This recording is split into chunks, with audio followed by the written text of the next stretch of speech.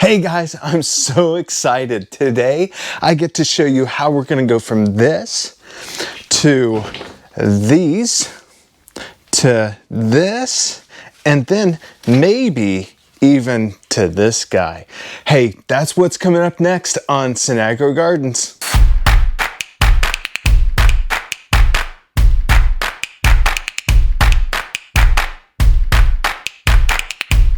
Hey, the first thing that we need to do when starting seedlings is to source good seed. Now, this seed came from plants that I had planted last year. These are all heirloom variety plants. And let's talk about different types of seeds real fast.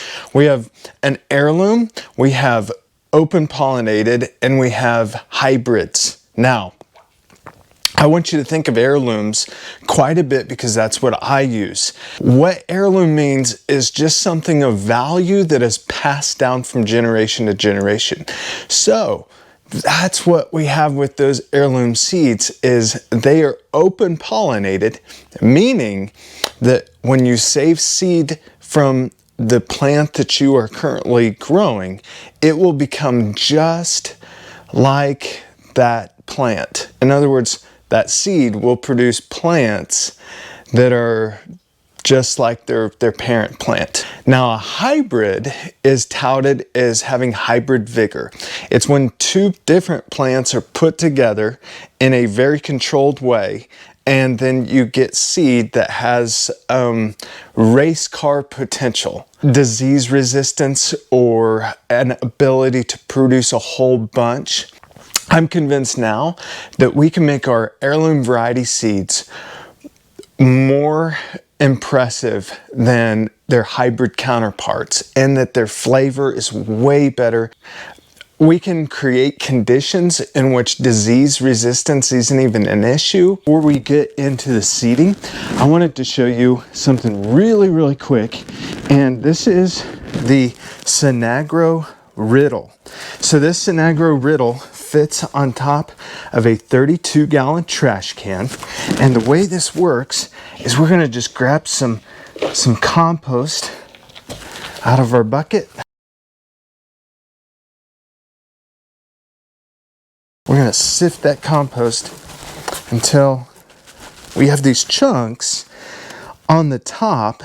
That's all going to go back into the compost bin. Take that off. We'll come back over and you can see, I wish you could feel this, but it's just really soft, fluffy, airy, super nice material to seed into. I love using these containers. They're from Hospital Disposables, and if you can't find them, any container will work, but just to show you, I'm at 4 3/4 wide by 4 inches going this direction, and then it's about 2 inches deep. So these containers are fantastic. It's my container of choice when putting seeds into a container. I'm going to take this sifted compost and place it into my container. Very simple. But hey, before I get to going on this seed, what I need to do is set this aside and get out my marker. All right, so these plant markers and then this Sharpie is fantastic. Now notice this isn't just any Sharpie. It's an oil-based Sharpie. This oil-based Sharpie is going to stand up to sunlight and rain really easily. So we have an Azure Star Kohlrabi. Now, be sure to always put down what you are going to be planting. But you must always put down the date in which you are seeding in this seed. This is going to be plenty. I'm not going to just flood this tray. This will be plenty of seed. I'm going to scatter the seed around the tray well enough to where there's not going to be too much crowding. Well, there's going to be plenty of seed here. So the next thing is to take a little bit of sifted compost and just sprinkle over the top. We're just going to tap on this a little bit. I'm going to switch over to the mist. We can wet this down really, really well. And then we're going to wait about 7, maybe 10 days at the most. I have been a huge fan of soil blocks. Anybody who knows me knows that I'm just like all about the soil blocks. For the last probably 4 or 5 years, I've been really heavy into soil blocks. I found something else that I have absolutely fallen in love with. It is something called a wind strip tray. Let me show you how this functions. Several reasons why I love this tray is, one, you can see on the bottom of the tray how wide of an opening there is at the bottom. Now, this not only allows for air pruning on the bottom of the container, it also allows you to be able to push your finger in there to get your plugs out. The way this functions is if I tilt this up, you can see that there's a slit on the side of that container.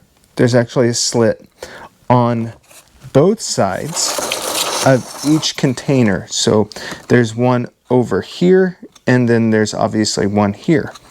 This middle part is how air gets to the plug and air prunes your seedling.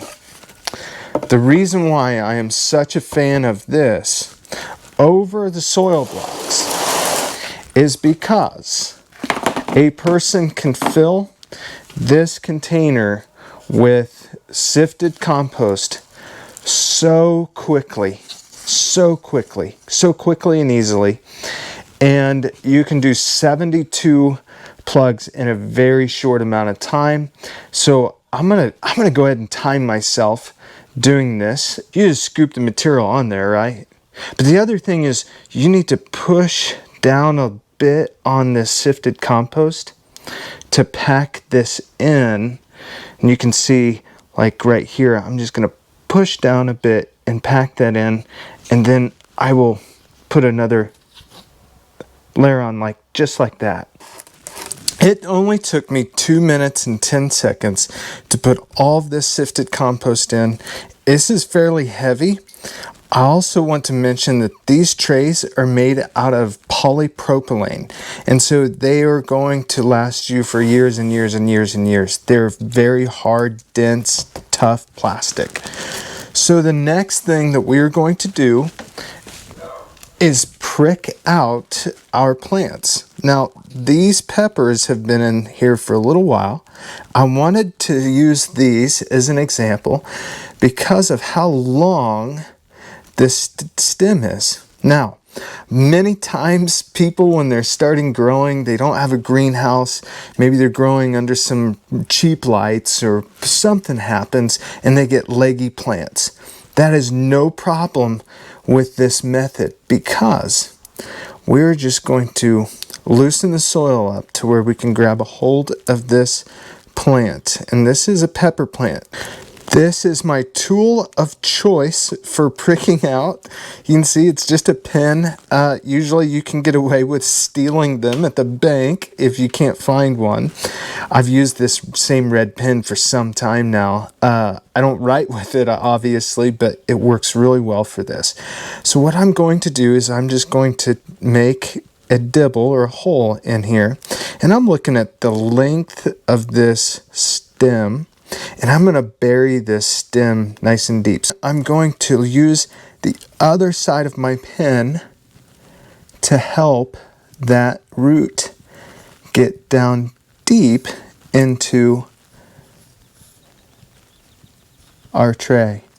Now from there, we have this nice sturdy plant. Now all vegetables are cool with this.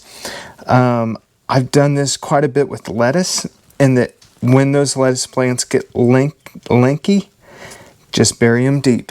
They do not mind getting their stalk buried into the tray. Hey, also, I want you to take a look at this. These two leaves are called the Cotyledons. They're the first leaves. Those two leaves are the true leaves. Now, it's been said that you have to wait until there's a true leaf in order to prick out a plant. That is a myth. That's not correct.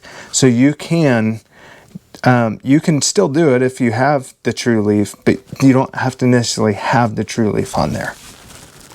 And I'm just going to repeat that process for the rest of these 72 cells.